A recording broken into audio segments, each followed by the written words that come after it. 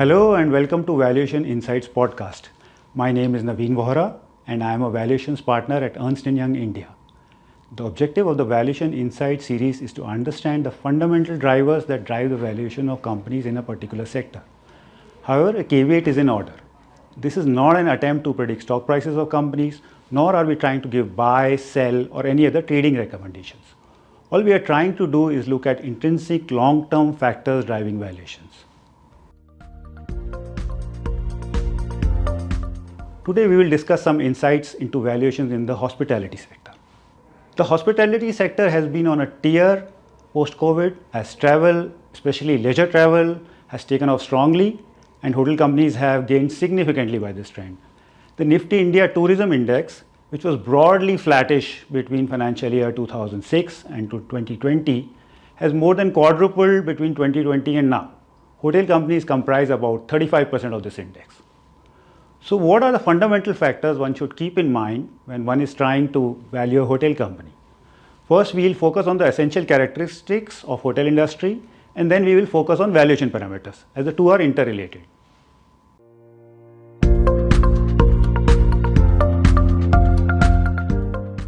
The first point we need to keep in mind is that hotel industry is highly capital intensive. To consider some ballpark numbers, if you want to set up a 5-star hotel, the average cost will be anywhere between 2 crore to 3 crore per room, and even higher for metros like Mumbai, Delhi, or wherever land is costly. Here, please note that in hotel industry, all benchmarking is done on a per room or per key basis. Now, with a capital cost of between 2 crore to 3 crore, what kind of revenues can you make?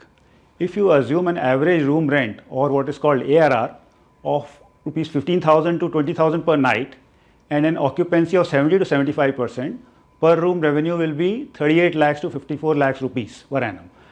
Now you may ask, why is occupancy being kept at 70 to 75% level? This is because hotels experience varying occupancies based on different cycles. Luxury hotels may experience low occupancies in summer, business hotels in cities will have lower occupancies over the weekend, etc. Thus, while occupancies can go higher over some periods for some hotels, it is not easy to sustain these all year round. And on an annual long-term basis, 70 to 75% is reasonable to assume. Now, revenue from F&B, banqueting and other services like laundry, business center vary from hotel to hotel and can range from 50% to 100% of room revenue. If you take the higher end of this range, that is 100%, it would imply that a hotel costing rupees 2 to 3 crore per room can do max revenue about rupees 1 crore. Thus, capital output ratio in hotel companies rarely goes below 2:1. That is, for every 2 rupees of capital, you get 1 rupee of revenue. Here we have plotted the capital output ratio of leading hospitality companies in India over a 20-year period, from financial year 2006 to financial year 2025. We can see that a ratio below 2 was achieved only in financial 2006 to 2008, in this 3-year period, which were the best years for the hospitality sector, as we will discuss later. And in the years financial 2011 to 15, the ratio inched up to almost 3. These were in fact the worst years for the hospitality sector. Capital intensity has an impact on return ratios and valuation.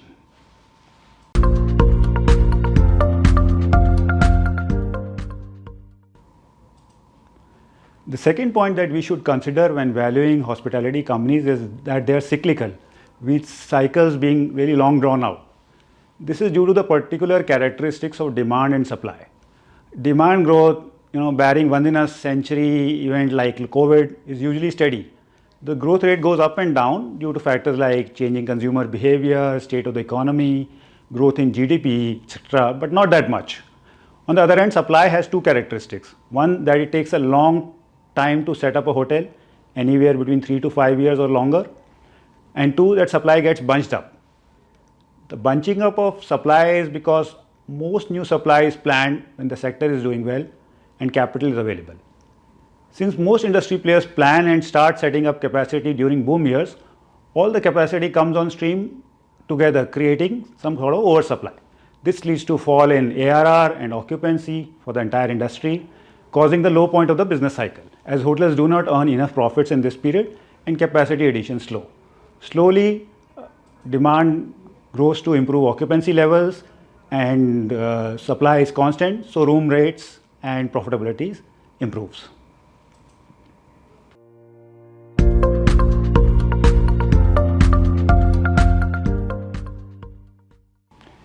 If we look at the last 25 years of Indian hotel industry, there are three phases.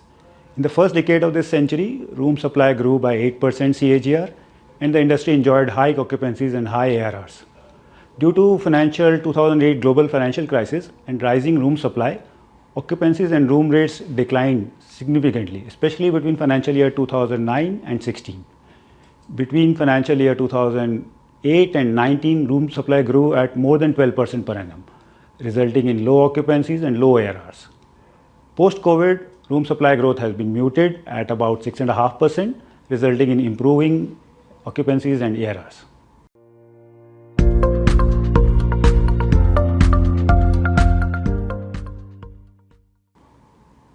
The third point that we should note about the hospitality sector is that it has a very high operating leverage.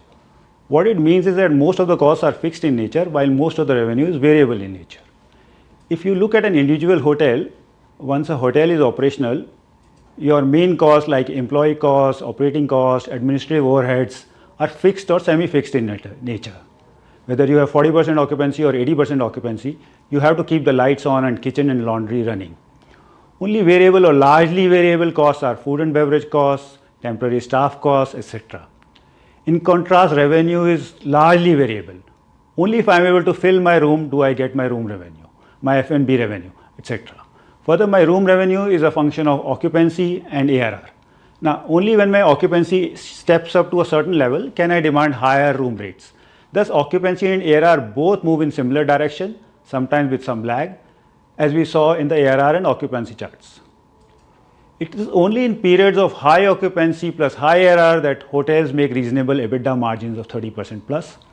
As we've discussed earlier, the capital output ratio in hotel industry is high and EBITDA margins in excess of 30% plus are needed to have a reasonable return on capital and on equity.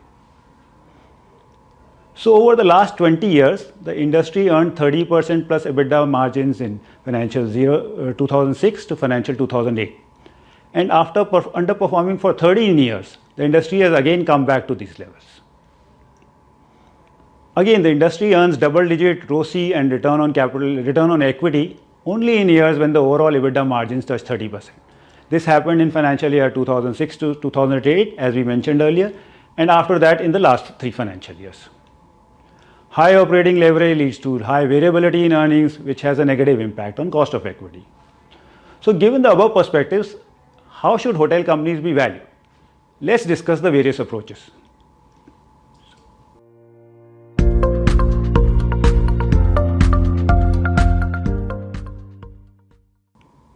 The simplest approach to value hospitality companies is on replacement cost basis. Replacement cost per room or per key is a very important benchmarking approach in valuing hotel companies. The premise behind this approach is that hotel companies over an entire business cycle earn returns which would justify only the current cost of setting up a property. If, let's say, on a sustained basis, they earn higher return than the base return required on capital, there will be new hotels coming up which will compete away their higher return. Conversely, if on a sustained basis they do not earn adequate return, some capacity will go away, restoring the balance. It should be kept in mind though that this benchmark of replacement cost is not static. It gets impacted by increase in land prices, material cost inflation, etc. Also, benchmark vary from place to place.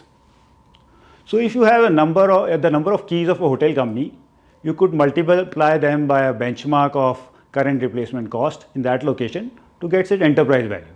Alternatively, if you have a value already, you can test its reasonability by dividing the value with the number of rooms and comparing the results with available replacement cost benchmarks. However, this approach does not work for hotels which derive a lot of value from intangibles like brands or which operate on an asset-light model.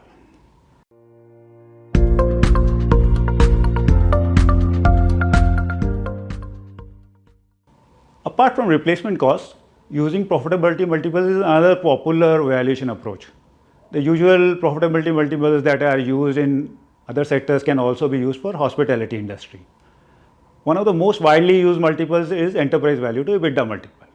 The multiple is superior to PE multiple as it is capital structure neutral and to some extent also business model neutral.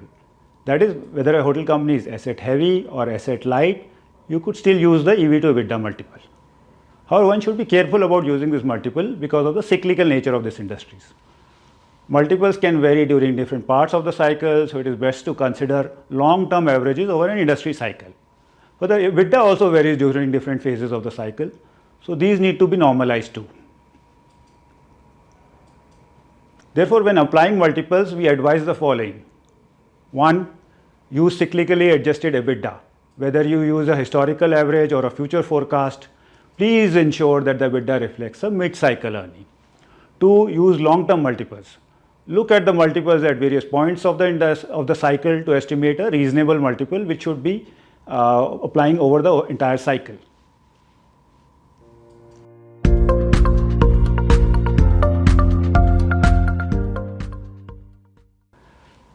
For an intrinsic valuation, DCF method is perhaps the best method to value a hotel. All other methods can be considered as good for benchmarking or for calculating an indicative valuation. If you are undertaking a detailed valuation, then DCF approach is the must. Further, it is a good method irrespective of whether the hotel company is asset heavy or asset light. However, any DCF method is as good as the inputs that go into it. And it is here that understanding of the industry and expertise of the valuer kicks in. We recommend the following few aspects to be kept in mind while undertaking a DCF valuation. First is length of the forecast period. As we showed earlier, the industry is cyclical and these cycles are long. The previous peak years for the industry were between 2006 and 2009, and the next boom period has come in from 2002 onwards. Even ignoring those 3 years which we lost to COVID, the length of the cycle is about 12 to 13 years. Of course, this does not mean that future cycles will all be 12 to 13 years.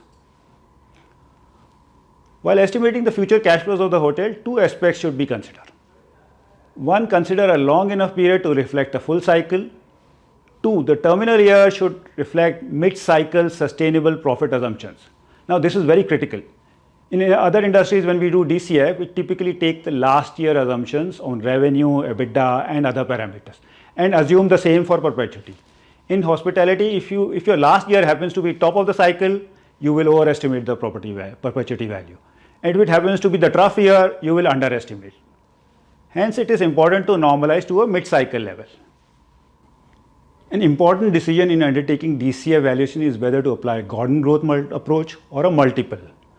While Gordon growth is usually more widely used by practitioners in all other industries, in our view, for hospitality industry, long-term EBITDA multiple is usually a more preferred approach. Typically, at least in Indian context, we find that Gordon growth multiple seems to undervalue hotels. Another aspect to keep in mind while undertaking DCF is the weighted average cost of capital or WACC. As we have discussed above, hospitality sector is not a very high ROCE sector. Therefore, the way to ensure shareholder value maximization in this sector is to optimize the cost of capital. This implies considering an appropriate mix of debt and equity.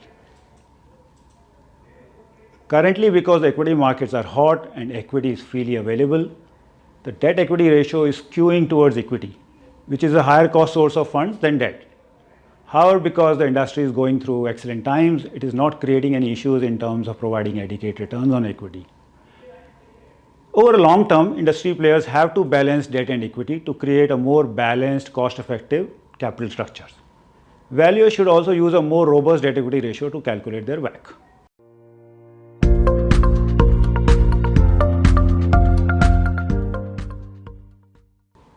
The next issue we want to address is how different are brand owning hotel companies from property owning hotel companies, and what are the implications on valuation. If we see most of the global chains and a couple of top Indian hospitality chains, these are largely hotel brand owners and hotel operators, not hotel asset owners. They do not own the hotel properties but only earn brand fee and or management fee from the hotels which use their intangibles. Such brand focused companies have many advantages over hotel property owning companies, which we discuss now. Firstly, such companies operate on an asset light model, resulting in lower cost to revenue ratio. Here we have plotted capital cost to revenue of some of the top global hotel companies vis-a-vis Indian hotel companies. The global companies have strong recognized brands and asset-light model. As you can see, for each dollar of revenue, they have invested only between 30 cents to 140 cents of capital. For asset-heavy Indian hotel industry, the investment is 2 to 3 times more. The second benefit is less volatile and more stable earnings. So the challenge with operating leverage goes away. Earnings move up and down with the cycle, but the variability is not as much as for asset-heavy companies. Lower variability means lower cost of capital and higher multiples. We measure the variability in earnings of global hospitality companies versus Indian hospitality companies. The coefficient of variation was 25% for global companies versus 40% for Indian companies. Further, asset-light companies with strong brands and franchising management fee model earn much higher EBITDA than asset-heavy companies, as can be seen in this comparison of global hospitality majors versus Indian hospitality majors. So how does it impact multiples? The impact of brands can be observed in the multiples of Indian hospitality companies having a strong brand with a mix of own hotels and franchisees on the one hand versus Indian hospitality companies which have no brands. While some of the differences that you see in the multiples are on account of other factors like size, governance, etc., we believe brand accounts for most of the delta in multiples.